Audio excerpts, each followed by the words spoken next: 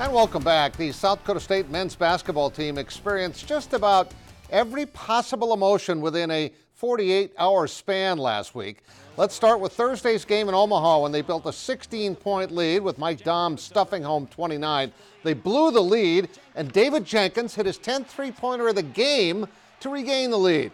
But Mitch Hahn would take the ball the length of the court and hit this incredible fall away from the baseline to pull the Mavs to within a half game of the Jacks in a dramatic buzzer beater, 85-84. Then Saturday, the Bison built a similar lead in Fargo, but they missed this late free throw, and David Jenkins hits the runner from half court, a three-pointer, with State trailing by 2 for one of the most dramatic wins in school history.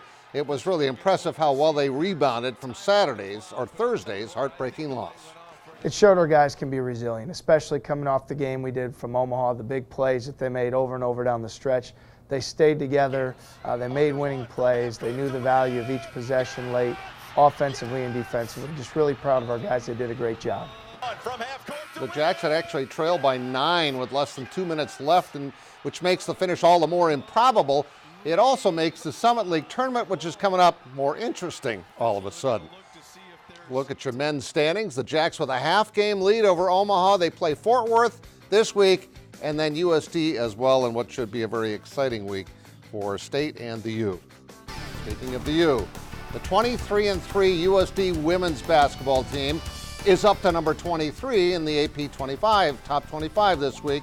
And a big reason for that is their number 24, the latest and perhaps greatest from a Rapid City basketball Duffy family. Zach Borg has more on our Carl's TV and Appliance Athlete of the Week.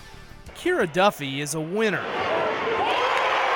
In 3 years in Vermilion, the versatile forward has helped lead the Coyotes to more than 70 victories. I kind of like getting to play a couple different positions. It keeps things interesting and it's fun to hopefully kind of be able to fill whatever the team needs. You can see why winning is so important when you look at Kira's siblings. There's competition within the course of probably who gets to eat in that family because they have so many kids, they're battling for those kind of things. All 7 of them. But that kind of forced me to toughen up a little bit because they were definitely better than me. It really helped me to develop my love of the game, but it also made me a lot tougher. The Duffy family has a long basketball tradition in South Dakota that dates back to Kira's grandfather at the University of Sioux Falls. 4 older siblings all played in college too, including Caitlin at USC and Maura at USF.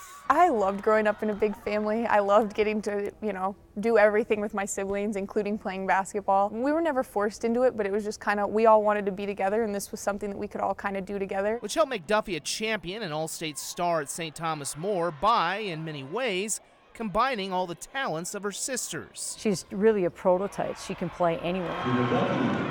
She has a very high basketball IQ, but most importantly, she's as competitive a young lady as you're ever going to be around. It's helped her score more than 1,100 points in her career at USD and showed that the best way to win... The one thing that I would love to be known for is being a good teammate.